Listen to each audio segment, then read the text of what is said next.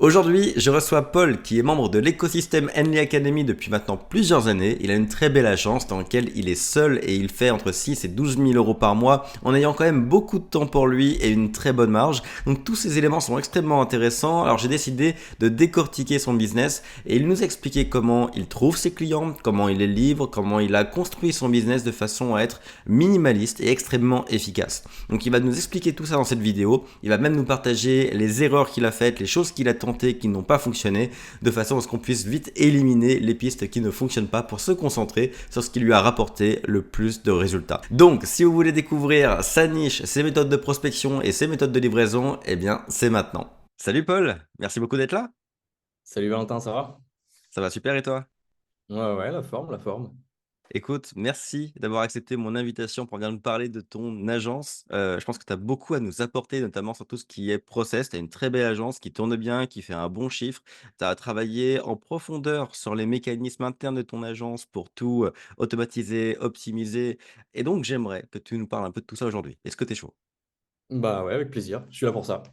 Eh ben, au top. Est-ce qu'on pourrait démarrer déjà avec ton background? Est-ce que tu pourrais te présenter, donc expliquer qui tu es, ton agence, tes services principaux et puis pourquoi pas ton chiffre d'affaires et là où tu en es aujourd'hui? Ouais, pas de souci. Eh ben écoute, ravi d'être là déjà, pour pouvoir présenter un petit peu tout ça. Je m'appelle Paul, ça fait maintenant 3 ans et demi que je suis lancé officiellement.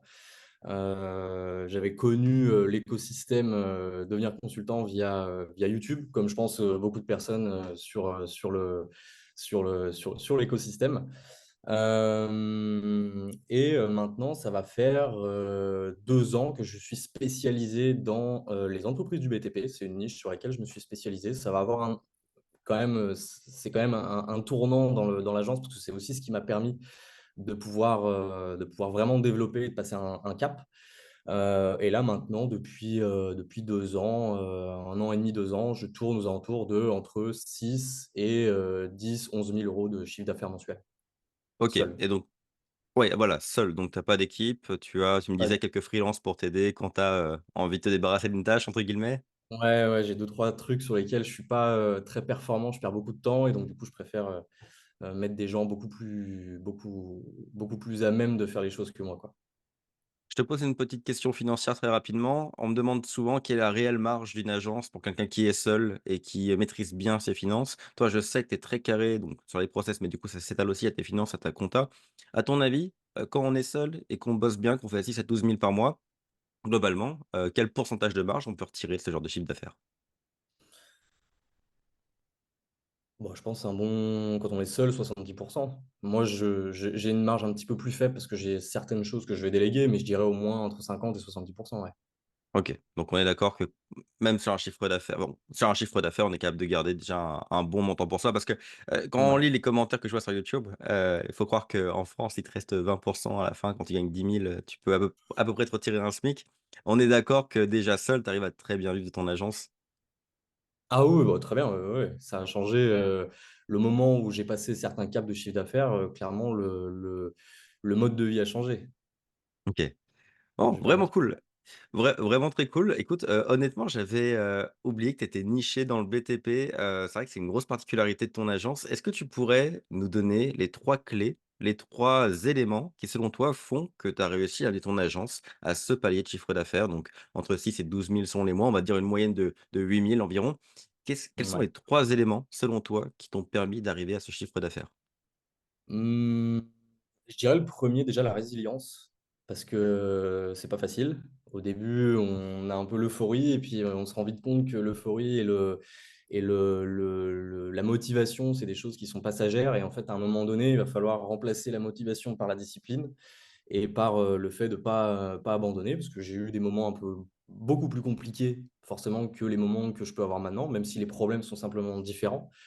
Donc la résilience, quelque chose de très important. C'est ce qui m'a permis de passer des caps, de passer les creux de vague, si je puis dire. Ensuite, il y a eu, le fait de me nicher malgré tout. Le fameux, tu le dis souvent sur ta chaîne, le triple 1, je crois. Une cible, un canal Ah oui. d'acquisition et une méthode, et une offre, pardon, pas une méthode de vente, une cible et une offre. Et ça, à partir du moment où j'ai commencé à me nicher là-dessus, c'est pour ça qu'après, je me suis orienté vers le BTP, parce que j'aime bien cette niche, dans le sens où, alors après, tout le monde n'aime pas. Il faut aussi apprécier les personnes dans ce milieu-là. Il faut aimer avoir des discussions parfois un petit peu rustres. Quand ça va pas, on te le dit. Quand ça va bien, on te le dit aussi. Mais c'est une niche que j'aime bien. J'avais déjà eu une petite expérience dedans. J'ai de la famille, beaucoup de ma famille, notamment mon père, qui a travaillé longtemps dans le BTP. Et puis, c'est une niche que j'aime bien et sur lesquelles, aujourd'hui, en plus, j'arrive à apporter des résultats. Donc, ça aussi, c'est important. Et du coup, ça, je dirais que ça serait le troisième pilier, ça a été la communication.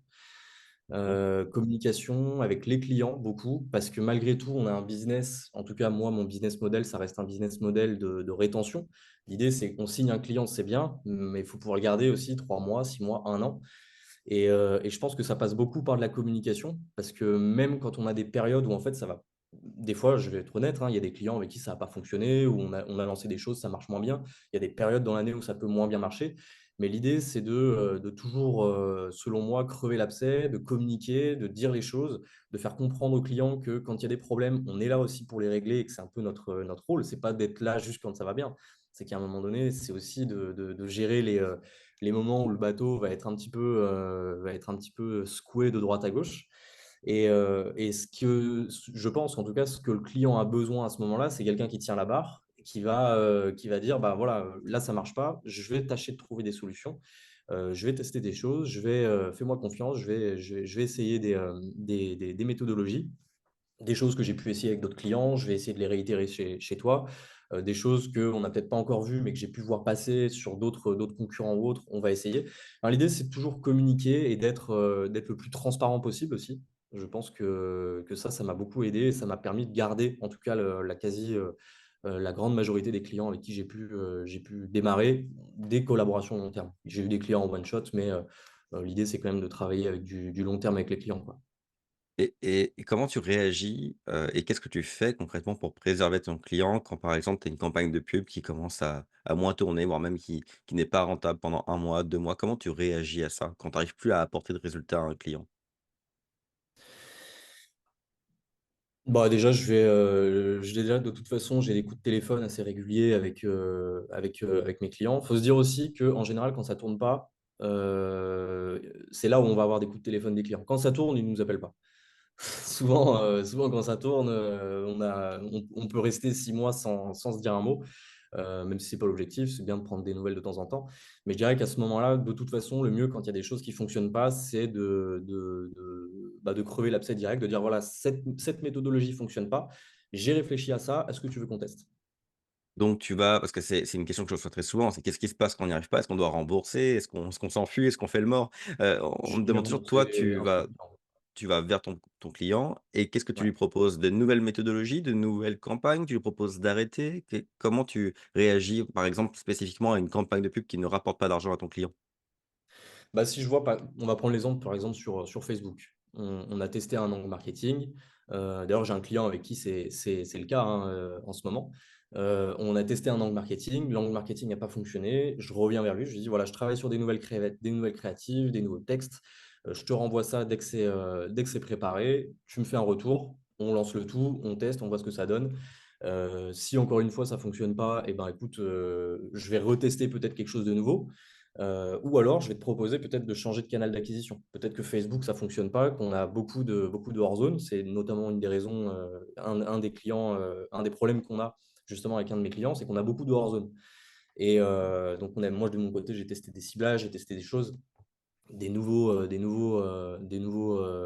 exclusions, des choses comme ça.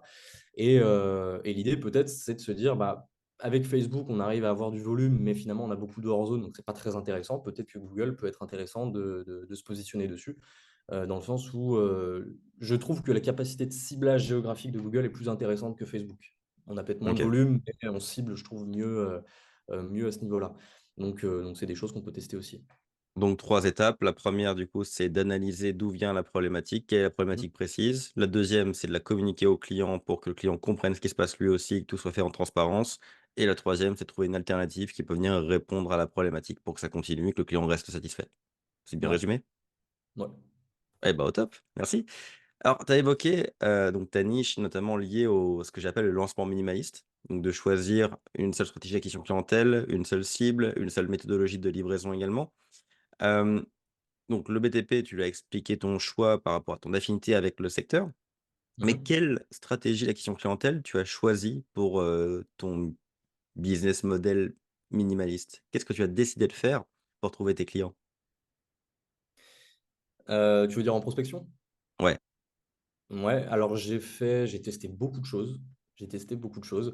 Comme je disais, je pense que la prospection, c'est la partie qui m'a donné le plus de fil à retordre et je pense qu'il donne le plus de fil à retordre à toutes les personnes qui démarrent. Et je pense que avant de pouvoir dire qu'on est marketeur, qu'on fait de la publicité, qu'on fait des choses comme ça, avant d'être ces choses-là, on est de toute façon un vendeur. Mmh. Quand on démarre, quand on se lance, quand on se lance dans l'entrepreneuriat ou quoi que ce soit, avant d'être ce qu'on veut être, on va être vendeur, quoi qu'il en soit. C'est la case par laquelle tout le monde doit passer. Et au début, on teste beaucoup de choses, on voit beaucoup de choses passer sur les réseaux sociaux, sur LinkedIn, beaucoup de gens qui vendent beaucoup de rêves. Donc on teste, on teste, on teste, on se plante, on se plante C'est quoi beaucoup. ton top 3 des méthodologies qui n'ont pas marché pour toi? En top 3 des méthodologies qui n'ont pas marché, je dirais, alors moi, il y a eu l'emailing. Mmh. De masse? Je, ouais, l'emailing de masse entre guillemets. Après, il y a des gens qui vont me dire que ça fonctionne. Moi, ça n'a pas fonctionné. Peut-être que je suis pas bon au copywriting. Les messages, pareil, les DM, les choses comme ça a pas accroché. Et la création de contenu. Je pense qu'aujourd'hui, aujourd'hui, ça m'a pas apporté de clients. Alors, c'est un rendez-vous, là, tout récemment, qui est venu via LinkedIn. Mais bizarrement, je poste plus depuis 2-3 mois. Donc, bon, il est venu, il a vu LinkedIn. Je soupçonne qu'il ait vu autre chose. Mais voilà, je dirais que c'est les trois méthodologies. Après, je dis pas, je pense que c'est important de créer du contenu, contrairement aux deux premiers qui sont pas forcément nécessaires. Je pense que c'est important de créer du contenu. Et tu l'as bien résumé, je crois, dans un de tes contenus il n'y a pas très longtemps, où la création de contenu, ça fonctionne vraiment comme ça ne sert pas à prospecter, ça sert à rassurer. La conversion. Ouais, Ouais, ouais, ouais, ouais, c'est ma vision de la stratégie contenu aujourd'hui ouais. et avec la chaîne YouTube notamment, je l'ai bien vu parce que la première année de la chaîne YouTube, c'était que du contenu pour, l'agence, pour Henley Mm. Marketing et je me suis rendu compte que j'avais très, très peu de nouveaux clients qui arrivaient par YouTube. Mais par contre, tous mes clients me disaient: «J'ai vu tes vidéos». Et donc la nuance entre les 2 est fine, mais ce que je comprends, c'est que les gens ne m'ont pas découvert par les vidéos, ils m'ont découvert par ma prospection. Par contre, ils ont été rassurés de voir que je donnais des conseils en ligne et que j'avais un statut d'expert en ligne et c'est ce qui les a poussés à accepter le rendez-vous et Ouais, même à accepter le contrat. ouais. Donc ça, je dirais que c'est les top 3. Mais effectivement, le contenu, ça reste quand même quelque chose d'important, selon moi. Et du coup, qu'est-ce qui a, gagné ton cœur au niveau de la prospection? Quelle est la méthode que tu as gardée et qui La fonctionne méthode pour que toi? j'ai gardée, c'est le cold call, mais cold call réfléchi. Parce que ça, c'est pareil, je ne l'ai pas mis dans le top 3, mais j'aurais pu le mettre, le cold call volume, faire du 50 appels par jour, etc. J'ai jamais réussi à faire 50 appels par jour, pour être tout à fait honnête. Déjà, quand j'en faisais 20-30, j'étais lessivé.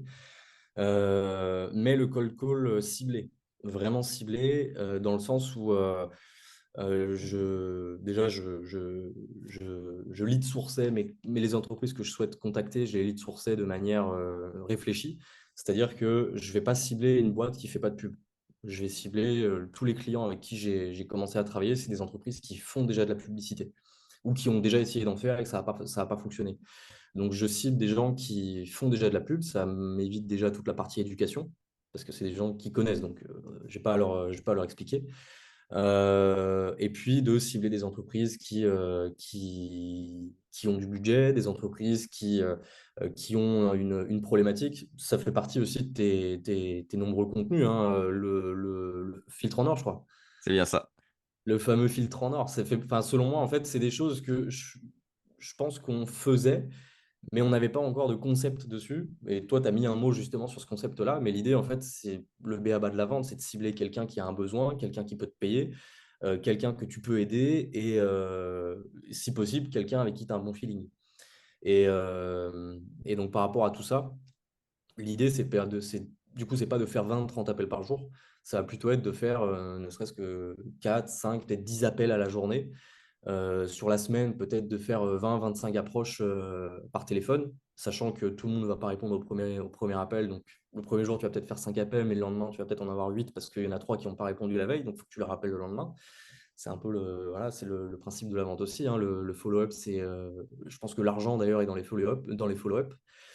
Et puis d'arriver avec quelque chose à leur proposer. Moi aujourd'hui, j'arrive souvent en leur disant que je peux leur proposer un audit de leur compte, que j'ai vu des pistes à améliorer, que je leur propose de faire un rendez-vous pour partager tout ça.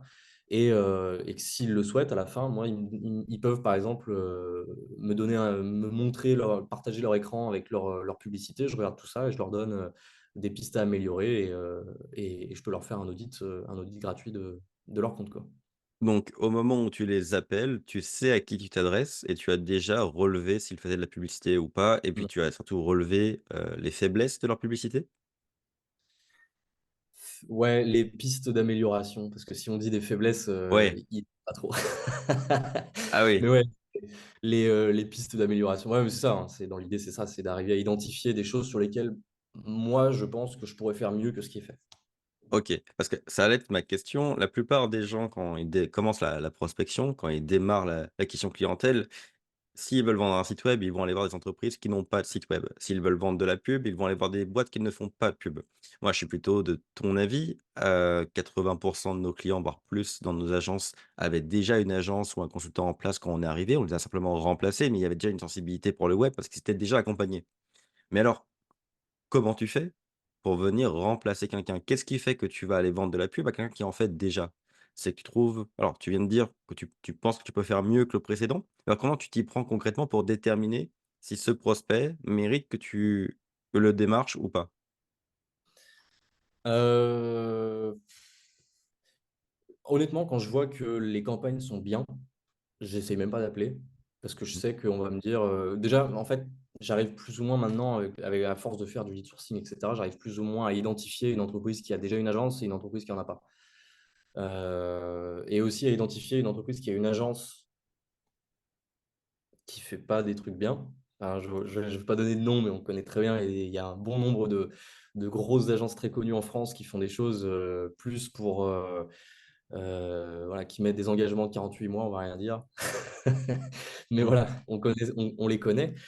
Euh, mais voilà, on arrive à identifier des entreprises qui ont déjà une agence qui font les choses bien. Il y a plein d'agences qui font du super travail. Et à ce moment-là, moi, je les appelle même pas parce qu'ils vont me dire simplement, bah voilà, on a une agence avec qui on travaille depuis 2 ans, 3 ans, 10 ans et ça tourne bien. Et là, tu pourras pas de toute façon déloger la personne.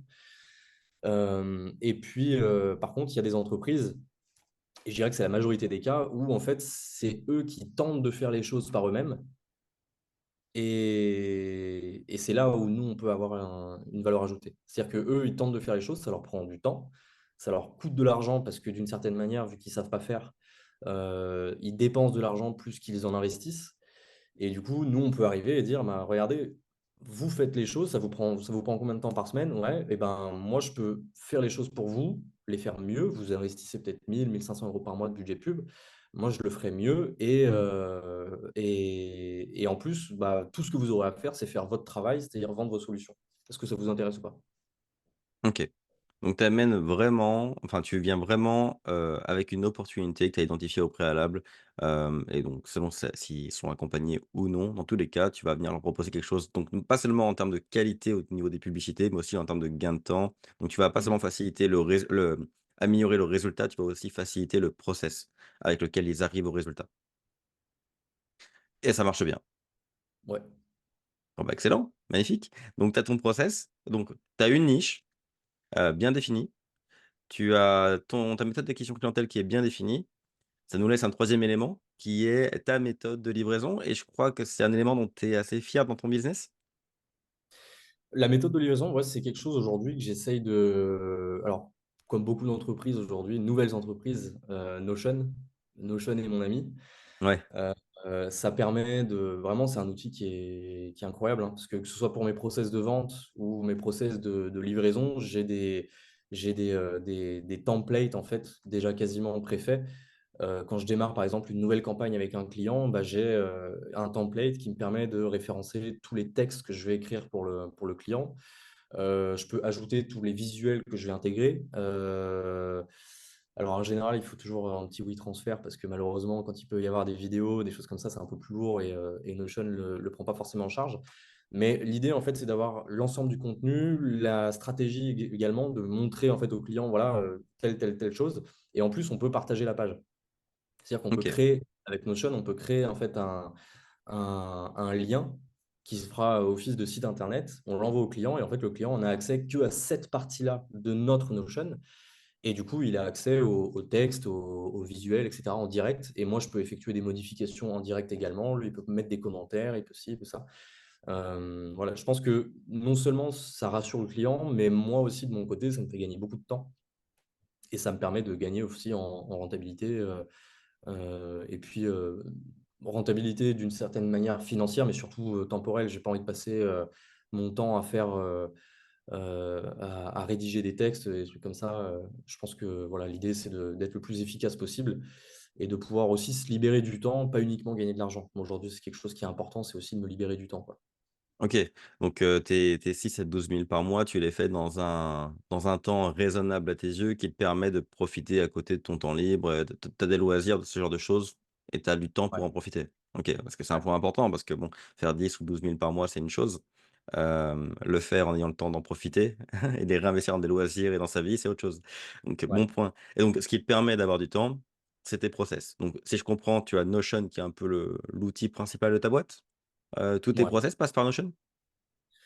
Process de vente Notion, process de livraison Notion, agenda Notion. En plus, ils ont sorti Notion Calendar. Tu vois, Ouais.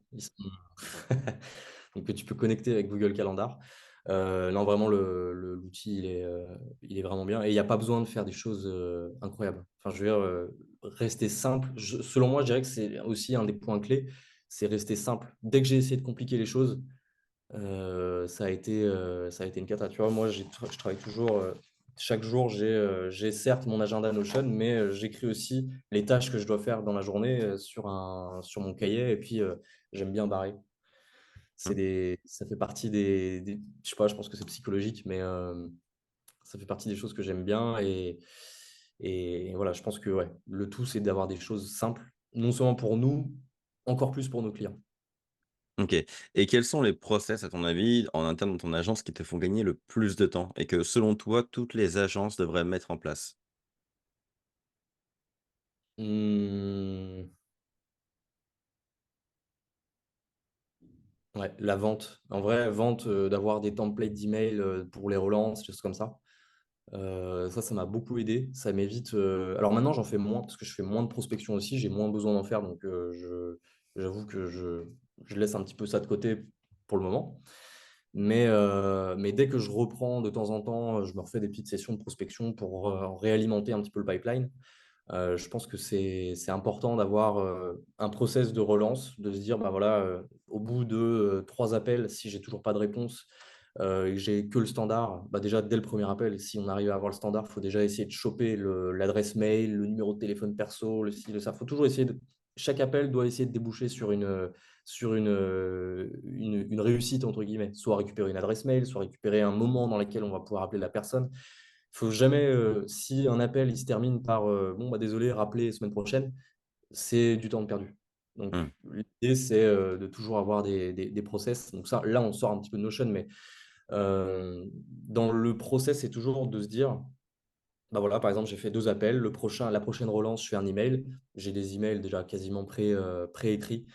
J'ai juste à changer le nom, à personnaliser la chose aussi. J'ai des endroits dans l'email que je vais personnaliser. C'est pas des romans, hein. L'idée, c'est d'avoir des trucs qui sont, encore une fois, faciles à envoyer et qui vont pas prendre trop de temps à la personne qui va le recevoir. Parce que ça, faut y penser aussi. On contacte des gens qui sont des chefs d'entreprise, qui ont pas beaucoup de temps. Et quand on les appelle, ils ont jamais le temps, de toute façon. Et ils ont leurs problèmes à gérer. Nous, on n'est qu'un problème potentiel de plus et probablement pas le problème le plus important. Donc il faut aussi respecter ça et se dire bah, que on va pas passer 45 minutes à écrire un email. On ne sait pas s'il sera lu. Voilà, un email simple, court, concis, qui est déjà préécrit, mais un petit peu personnalisé. Ça nous a pris 5 minutes à personnaliser. On l'envoie et voilà, on ne perd pas de temps. OK, intéressant. Donc préparer d'avance tous les follow-up. Tiens, tu as Mhm. évoqué un truc, tous tes prospects sont bien occupés. En plus, toi, tu es dans tout ce qui est BTP, donc ils sont peut-être sur le chantier, en train de faire des trucs, Ouais, qui nécessitent leur ouais. attention. Comment tu captes leur attention quand tu les appelles? Parce que du coup, c'est assez technique, non? Alors, client ou prospect? Prospect. Prospect. Pour op Ce matin, ça m'est arrivé. Ce matin, ça m'est arrivé. Respecter le temps. La personne, je l'ai eu dans les 5-10 secondes. Elle m'a dit ouais, dépêchez-vous, j'ai pas trop de temps. Tout de suite, j'ai dit pas de souci, je vais pas vous prendre trop de temps, juste 2 petites minutes. J'ai besoin d'une ou deux petites informations. J'ai récupéré les informations que je voulais. J'ai conclu. C'est moi qui ai conclu l'appel. C'est pas le client qui a dit bon, on va arrêter maintenant parce que là, je dois vous quitter. C'est moi qui ai dit je comprends, là, vous avez du temps. Pas de souci, je vous rappelle semaine prochaine, vous êtes dispo plutôt quand? Et il m'a donné un moment dans la semaine où il serait disponible. Je lui ai envoyé le contenu que je devais lui envoyer par mail dans la foulée. Et semaine prochaine, je vais la voir. Et je sais qu'il sera probablement beaucoup plus enclin à me recevoir par téléphone parce qu'il sait que je suis quelqu'un qui respecte son temps. OK. Donc tu es empathique et tu vas respecter le temps de ton interlocuteur et tu lui dis, tu lui montres. Tu fais pas Ouais, juste le dire comme la plupart le disent, toi tu le montres en respectant et en clôturant toi-même la conversation. OK, ouais. intéressant, intéressant.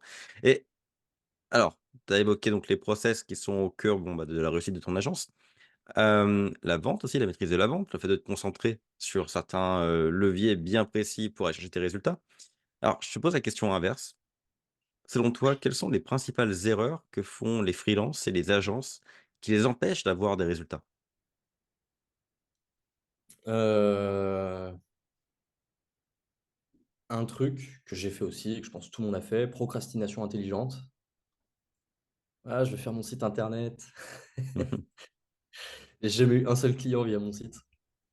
Je suis content, hein, il est beau, je suis content de mon site, mais j'ai jamais eu un seul client via le site. Heu,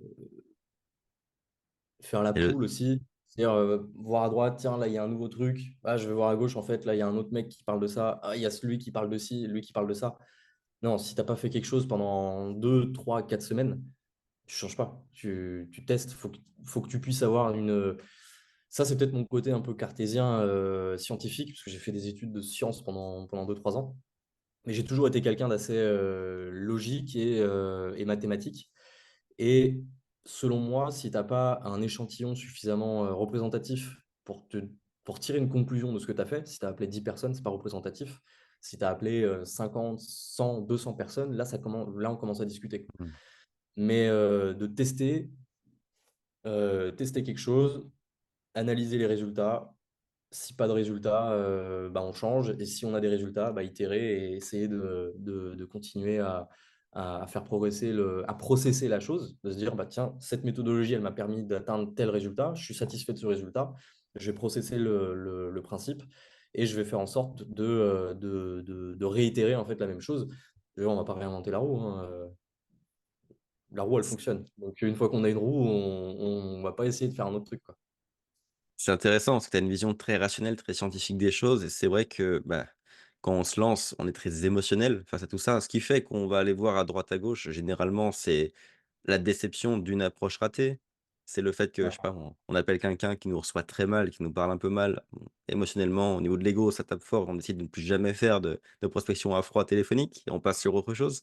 Donc c'est toujours l'émotionnel, en fait, qui nous fait agir au démarrage. Là, ce que tu amènes ici, c'est que c'est en ayant une vision rationnelle et scientifique des choses qu'on va trouver les bonnes méthodologies.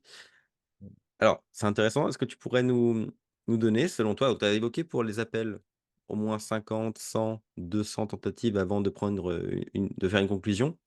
Pour les autres méthodologies que tu as testées, qu'est-ce que tu conseilles comme minimum de KPI? C'est une question qu'on me pose très souvent aussi. Heu, Par exemple, si je veux faire des emails avec un Loom, par exemple, combien je devrais en faire pour vraiment savoir si ça fonctionne ou pas? C'est une question Ça, que je je l'ai reçois fait. tout le temps. Ça, je l'ai fait, hein, les looms, je l'ai fait. Je sais pas si j'ai encore les stats là, mais j'avais un tableau de statistiques où j'avais commencé à faire ça il y a 1 an et demi, je crois. En fait, j'avais vraiment tenu le truc pendant 3 mois, je crois, 3, 4 mois. OK. Ça m'avait permis quand même de signer un ou deux clients, mais par rapport au volume de Loom envoyé et le nombre de clients signés, c'était un peu maigre. Franchement, c'était un peu maigre. Du coup, après, j'ai remodifié un petit peu le principe parce que le système du Loom, enfin, je veux dire, Loom, c'est un outil, il est formidable, hein. Il fonctionne super Mhm. bien. Moi, aujourd'hui, dès qu'il y a un client qui a un souci, il veut créer un compte Google, machin, j'ai des tutos Loom pour créer telle ou telle chose, pour me donner accès à ci, à ça, machin. Je lui envoie la vidéo, dans la journée, c'est fait, quoi. Donc l'outil, il est très bien. Mais par contre, j'avais un peu modifié la chose, c'est que avant, donc, j'envoyais les looms spontanément. En fait, je récoltais les adresses mail des personnes. Je faisais aussi l'erreur d'envoyer sur des adresses contacts. N'envoyez pas sur Mhm. des adresses contacts, c'est pas bien. Vous allez perdre du temps. Du coup, j'envoyais en fait en cold directement le loom. Et en fait, après, j'ai fait évoluer un petit peu la chose. Je me suis dit, bon, ça me saoule en fait de faire des vidéos. Les gens les regardent même pas. Enfin, en plus, si, tu vois qu'ils l'ont vu, mais ils te répondent pas. Et C'est ça, c'est chiant. frustrant, hein. Ouais, ça, c'est frustrant. Et donc, du coup, ce que j'avais un peu modifié la chose, c'est que plutôt que d'envoyer le loom tout de suite, j'appelais la personne. Je lui disais, j'ai vu ça, ça, ça. Si vous voulez, je vous fais un audit vidéo personnalisé et je vous l'envoie par mail. C'est quoi votre adresse mail? Mais là, du coup, la personne, si elle me dit, bah non, en fait, j'en veux pas de ton audit, bah, je vais OK, je fais pas la vidéo. Tu Je perdais la pas de garde temps. pour moi. Voilà, je perdais pas de temps et ça me prenait en 15-20 secondes, j'avais la personne au bout du fil, je savais si elle voulait oui ou non un audit. Parfois, ça débouchait même directement sur une prise de rendez-vous, par chance, hein. Après, encore une fois, c'est des gens ciblés, hein. On ne fait pas à la volée. Les gens peuvent faire à la volée s'ils veulent, mais moi, en tout cas, je ne le fais pas. J'ai pas l'énergie pour ça. Et du coup, après, je faisais le loom, je l'envoyais directement sur la boîte mail. Donc, non seulement j'avais la personne au téléphone, je perdais pas de temps parce qu'elle m'avait spécifié que oui, elle était intéressée. Et de trois, j'avais son adresse mail. Donc, je pouvais remplir le CRM. Ok, donc Loom, tu l'as gardé pour tes process internes. C'est vrai que c'est un très bon outil, hein, pour les tutoriels, que ce soit pour son équipe, pour les clients, etc. Pour passer de Ouais, l'information, même c'est les rapports, hein. exceptionnel. Même les Même les rapports, rapports c'est en vrai. tant que tels. Ouais, Ouais, ouais. ouais. C'est vrai que c'est un très bel outil pour ça. Mais alors, tu l'as arrêté au niveau prospection, alors parce que là, tu fais toujours de l'appel à froid téléphonique, mais tu as arrêté du coup d'envoyer des looms pour tes audits. Qu'est-ce qui fait que tu as décidé d'arrêter les looms, d'arrêter cet audit par loom? C'est que tu t'es rendu compte que c'est pas forcément un facteur décisionnel pour le client? Bah, en fait, je vais le faire de temps en temps quand je sens que le client il est un peu chaud, qu'il a besoin d'avoir un petit peu. Tu vois, en fait, je vais le faire un petit peu comme si c'était de la création de contenu, mais personnalisé.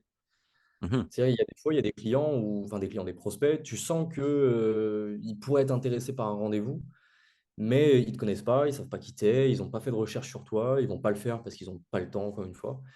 Et là, ça peut être intéressant du coup de leur faire une vidéo personnalisée, de leur envoyer, de leur dire, bah voilà, j'ai pris l'initiative de faire ça. Donc d'une certaine manière, de faire un pas vers eux pour essayer de faire en sorte qu'ils fassent un pas vers toi. Et ça m'a permis de générer des rendez-vous. Ouais. Ok, très intéressant. Donc, c'est plutôt un outil que tu vas déployer quand tu sens que le prospect a besoin d'être rassuré. C'est intéressant. Donc, vraiment un outil de conversion. T'en fais pas, c'est pas un process systématique dans tes approches. Ouais, je sens les moments où ça peut être intéressant d'en envoyer ou pas. Ok, donc en temps normal, un appel direct vers un rendez-vous. Et quand tu sens qu'il le faut, tu fais un loom au milieu pour rassurer le prospect, toujours pour aboutir à un rendez-vous. C'est ça. Mais comme tu le dis, c'est plus un outil de conversion qu'un outil de prospection au final. Ok, très cool, très cool. Donc, on avait dit au niveau des erreurs que font la plupart des freelances et des agences, donc le fait d'aller à droite, à gauche. Et la deuxième, c'était Procrastination intelligente. procrastination intelligente. Dans la procrastination intelligente, donc il y a tout ce qui est site web, etc., que tu as mentionné. Alors, encore Mhm. une fois, il y a un intérêt, mais toujours un intérêt de conversion qui peut être minime par rapport au temps que vous allez passer à créer votre site web. Ce qu'on veut dire par là, c'est que bah, si tu passes 20 ou 30 heures à créer ton site web et que tu avais passé 20 ou 30 heures à prospecter, tu aurais plus de résultats avec ta prospection qu'avec ton site web, clairement. Mais qu'est-ce que ça peut être d'autre, la prospection intelligente, de la façon dont tu l'entends? Procrastination intelligente.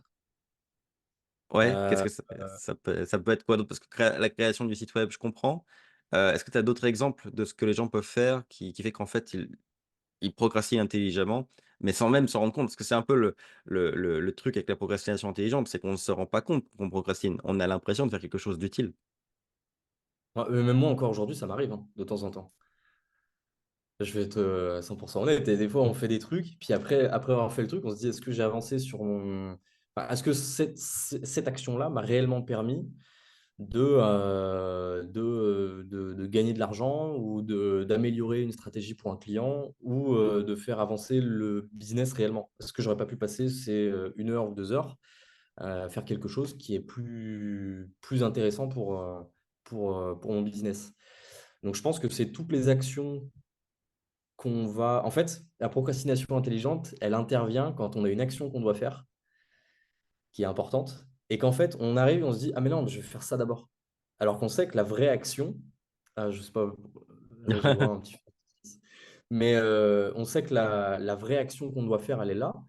Et nous, on arrive, on dit, non, mais avant de faire ça, je vais faire un autre truc. Et ça peut être le site web, ça peut être de la création de contenu, ça peut être plein de choses, hein. Ça peut être Se former, regarder encore une énième vidéo, par exemple, ouais, ouais, la ou formation aussi. relire Ouais, encore un livre. ouais, Ouais. Qu'en fait, c'est le fait de fuir une tâche. c'est ça. C'est plus ça, en fait. Ouais, vraiment, je pense que si on devait le définir, ce serait plus le fait de fuir une tâche. Parce que si on n'a rien à faire et qu'on travaille sur son site web, bah, c'est pas de la procrastination intelligente. Hmm. Mais si on n'a pas de clients et qu'on travaille sur son site web, il y a un truc qui va pas. Selon moi, les premières choses que tu dois, alors j'attends un peu parce qu'il y a les pompiers qui passent, mais la première chose que tu dois faire quand tu te lances ou même ou quand c'est pas fait, c'est avoir une offre claire et un livrable précis pour tes clients que tu peux présenter quand tu les appelles, que ce soit que tu leur fasses pas perdre de temps et qu'ils comprennent bien ce que tu as à faire et ce que tu as à leur proposer, la valeur ajoutée de ce que tu as à leur proposer. Un canal d'acquisition, savoir avec quoi tu es le plus à l'aise. Donc après, aux personnes de tester. Il y a des gens qui sont capables de faire 80 appels par jour. Euh, je crois que c'est pas ton cas, c'est pas mon cas non plus. Mais on connaît des gens, hein, qui étaient très bons, qui étaient très bons là-dedans, hein. D'avoir idéalement une cible. Moi, je sais que malgré tout, d'avoir une cible d'avoir une cible, pourquoi? Parce que tu as une offre qui va s'imbriquer justement dans ta cible. Et ça, mis bout à bout, si tu n'as pas ça déjà, tu vas difficilement pouvoir avancer parce qu'en fait, tu vas peut-être arriver à avoir un rendez-vous, mais qu'est-ce que tu vas présenter en rendez-vous? Et si tu n'arrives pas à avoir de rendez-vous, c'est que bah, tu prospectes pas correctement. Et pour prospecter correctement, il faut savoir à qui tu veux vendre et qu'est-ce que tu veux leur vendre. Enfin, je pense que c'est avant même de penser à notre présence web, à nos cartes de visite, à ci, à ça. Si tu n'as pas d'offre, bah déjà, tu n'auras rien à mettre sur ton site. Ouais. Donc, tu as ces trois éléments qui sont au cœur de ton business. Et selon Ouais. toi, tant que ces trois éléments ne sont pas posés et officialisés et bien définis, tu ne passes pas à la suite. Et tout le reste, finalement, devient de la procrastination intelligente parce que tu ne travailles pas sur ce qui compte réellement. Ouais. Bah, c'est le socle de ton business, c'est le socle de ta prospection. Si tu n'as pas ça, je veux dire, tu mets le résultat de ton entreprise et le résultat de tes actions au hasard, quoi. Ça va être. Bah, c'est ce que je vois souvent en termes de procrastination intelligente, hein, c'est commencer par créer le site web et une présence web, puis travailler sur l'offre. Le problème, c'est que l'offre fait que bah, finalement, je vais devoir modifier mon site web et ma présence web et je vais refaire les choses et ainsi de suite. Finalement, les gens vont passer 1 mois, 2 mois, retravailler leur offre et leur présence web sans jamais réellement prospecter. Mais pendant ces 2 mois, ils auraient pu approcher 120 boîtes et déjà avoir des résultats et un beau chiffre d'affaires. Donc c'est intéressant. Et ce que tu dis par rapport au fait que certains arrivent à faire du volume, je suis d'accord avec toi, certains y arrivent. Mais je sais pas si tu as vu la vidéo que j'ai fait avec Enzo Colucci, qui est quelqu'un qui est excellent en prospection, notamment à froid par téléphone. Et il le dit, hein, pour faire une bonne prospection à froid téléphonique, l'idée, c'est de bloquer 1 heure et demie par jour et de faire 10, 15, 20 appels maximum pour que ça reste digeste. Même lui, dont c'est le métier, qui est excellent là-dedans, il déconseille de faire des grands volumes. Ce qu'il conseille, c'est de bien qualifier les prospects, de bien savoir à qui on s'adresse et ce qu'on a à leur apporter et d'en faire dans une quantité raisonnable pour pas que ce soit indigeste, pour pas s'écœurer et pour être toujours chaud à le faire le lendemain. Parce que si on s'écœure le mardi à en faire 80, bah, le mercredi, on n'a absolument pas envie de s'y remettre. Alors que, bah, on le sait, la clé des résultats, c'est les habitudes, c'est la discipline et c'est quand même plus facile d'être discipliné quand la tâche nous rebute pas complètement. Donc pour ça, Ouais. faut la garder digeste. Donc tu es de Puis il y cet avait un, avis-là? Il y avait un côté, ouais, ouais, clairement, ouais. Et puis il y avait un côté aussi où les personnes qui sont capables de faire ça, souvent, elles ont des prédispositions à ça. Tu vois, c'est des gens qui étaient peut-être commerciales avant, qui faisaient de la téléprospection déjà, qui ont déjà eu une expérience là-dedans. Et forcément, bah, ils arrivent avec un avantage que les autres n'ont pas. Et quand nous, on arrive et qu'on n'a jamais on n'a jamais été confronté à des refus, à des rejets par téléphone, quand on va se mettre face à ça, on va vraiment se casser les dents. Parce que non seulement on n'a pas les bonnes techniques, donc ça veut dire devoir tout réapprendre. Quelqu'un qui a déjà fait de la téléprospection, il connaît les petites techniques pour passer la barrage secrétaire, pour ci, ça, machin. Eh oui. Et une personne qui ne connaît pas, elle va juste arriver en pensant que avec sa bonne foi et ses bonnes intentions, bah, ça va suffire. Mais sauf que en fait, les gens ils en ont rien à faire. Ils n'ont pas de temps à perdre ils ont des appels téléphoniques toute la journée. Ils n'ont pas de temps à perdre. Ouais. Encore une fois, tu as preuve d'empathie. Ouais, Donc, tu vas te préparer, tu vas pas les déranger. Tu y vas uniquement si tu es bien préparé, que c'est bien qualifié et que tu sais que tu as quelque chose de concret à apporter. ouais, ouais. C'est la base du respect, en fait, hein, on y pense. La base Et du du? moment la base du respect Ouais. Ah bah et oui, clairement. Ouais, ouais. et du moment qu'on respecte l'interlocuteur, lui va nous respecter en retour et l'appel, ça passera bien. Finalement, c'est quand on fait de l'appel à la chaîne, hein, le prospect le ressent et il a plus aucune raison de bien nous recevoir et c'est là qu'on tombe dans la boucle un peu infernale de la prospection, à froid, en volume.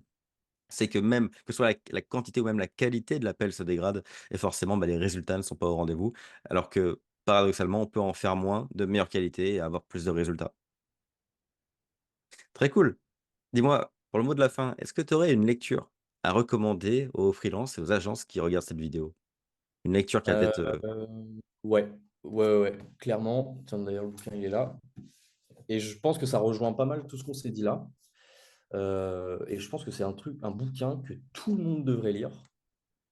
C'est Comment se faire des amis de le Dale Carnegie. classique? Je pense que c'est le bouquin qui m'a le plus apporté, sincèrement, hein, de tous les bouquins que j'ai pu lire. Enfin, je veux dire, t'imagines, le bouquin, il a été écrit en 1936. Il est encore actuel aujourd'hui. Euh, Enfin, je veux dire, c'est une bible des relations humaines. Donc, quand on voit le titre comme ça, je sais pas qui a traduit ça comme ça, mais voilà, quand on voit le titre, on a l'impression que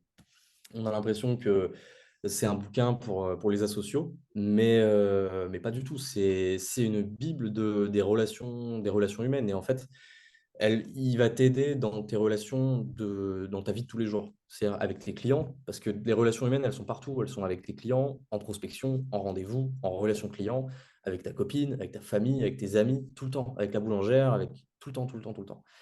Et selon moi, ce bouquin, moi, à la base, je l'avais lu, enfin, je l'avais écouté en audiobook.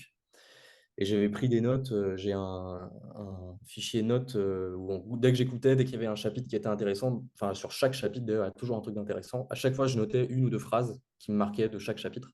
Donc j'ai les notes et je l'avais racheté aussi en physique parce que c'est vraiment un bouquin que j'ai toujours avec moi. En le lisant, tu te rends compte qu'il y a des choses que tu fais naturellement et tu te rends compte qu'il y a des choses que tu devrais faire aussi, que tu fais pas. Et je pense que, sincèrement, je pense que c'est le bouquin que tout le monde devrait lire, qu'on soit dans le business ou pas. Mais sincèrement, je pense que si tout le monde agissait, c'est pas un bouquin de manipulation ou quoi que ce soit, c'est un bouquin justement de faire preuve d'empathie, d'essayer de comprendre la position de l'autre, d'essayer de comprendre comment faire en sorte de communiquer du mieux possible. Et je pense sincèrement que tout le monde devrait lire ce livre au moins une fois dans sa vie, quoi. Vraiment. Tu as souvent, pendant une conversation, tu as souvent mentionné la communication, la capacité à passer correctement une information, à comprendre ton interlocuteur, à être empathique. Donc c'est intéressant effectivement parce que ce livre, vient expliquer tout ça. On sent que c'est quelque chose qui compte pour toi et qui a un impact dans ton agence. C'est intéressant.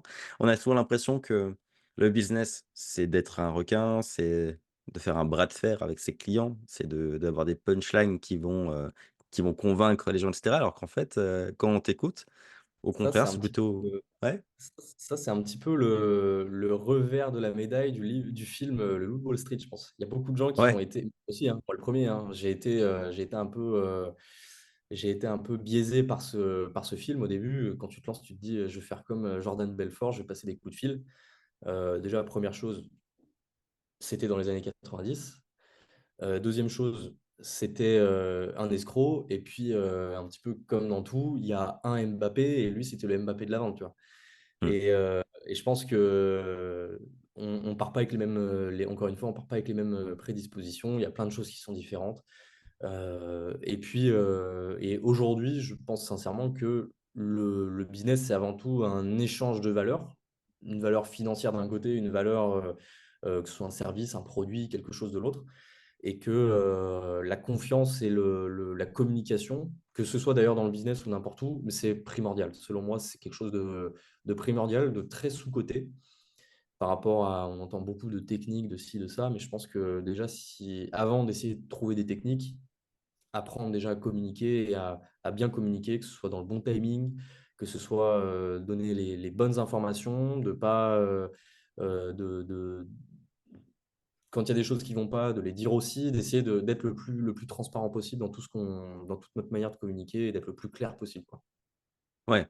Et puis, il y a un point important pour revenir sur ton exemple du loup de Wall Street, c'est que, bah, ce gars-là vendait, même pas une presta, mais c'est plus un produit qu'autre chose finalement. C'était du one shot et après la relation client, bah, c'était fini pour lui. Alors que nous, on vend du service, on vend de la confiance, on vend du long terme. Notre succès d'agence va dépendre de la lifetime value de nos clients, donc de combien de temps on va garder les clients. On peut pas maintenir une relation long terme saine sur une pratique de vente agressive en démarrage.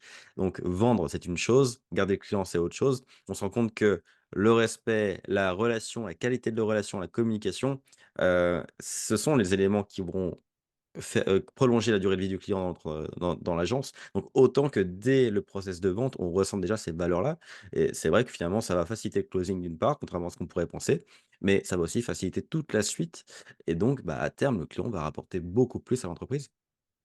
Ouais. Puis d'une certaine manière, aujourd'hui, la réputation, ta réputation et la réputation de ton entreprise, c'est quelque chose d'extrêmement important. Si on apprend que tu peux des fois avoir des prestations qui vont moins bien fonctionner, ou ça va pas fonctionner, ou la collaboration va s'arrêter parce que bah, on n'arrive pas à atteindre l'objectif fixé. Mais il va y avoir, à ce moment-là, je pense que la manière de réagir à ça, elle va être extrêmement importante et elle va dicter le fait de est-ce que après ça, ton client va parler de toi comme quelqu'un un branleur ou comme quelqu'un qui, bah, simplement, on a essayé, ça n'a pas fonctionné. Mais la personne avec qui j'ai travaillé, elle a essayé de trouver des solutions, elle a essayé de maximiser avec ses compétences et ses ressources, elle a essayé de maximiser les résultats qu'elle pouvait apporter. Et à un moment donné, on n'est pas non plus si on était capable de changer l'eau en vin, on aura peut-être un zéro de plus sur notre devis, tu vois. Donc, Mmh. je pense que c'est important de penser à ça. Et juste pour revenir sur le Loup de Wall Street, encore une fois, c'était dans les années 90. Il n'y avait pas LinkedIn. Aujourd'hui, il aurait droit à des posts à droite à gauche, un thread sur Twitter. Je pense qu'un escroc aujourd'hui ne fait pas 6 mois. Donc, C'est vrai. aussi prendre conscience de ça et se dire que on n'est pas des. En tout cas, nous, dans notre business model, on n'est pas des vendeurs. On peut faire du one shot, mais je pense que c'est pas le plus important. On peut, avec du site web, effectivement, c'est du one shot, mais derrière, il faut toujours essayer de proposer quelque chose pour dégager du récurrent. Mais en tout cas, moi, dans mon business model, et toi dans le tien aussi, le récurrent, il est important et le récurrent, il se maintient essentiellement par la rétention des clients. Et la rétention des clients, ça passe par la communication et l'entretien qu'on va avoir avec nos clients et la manière dont on va gérer les choses, quoi.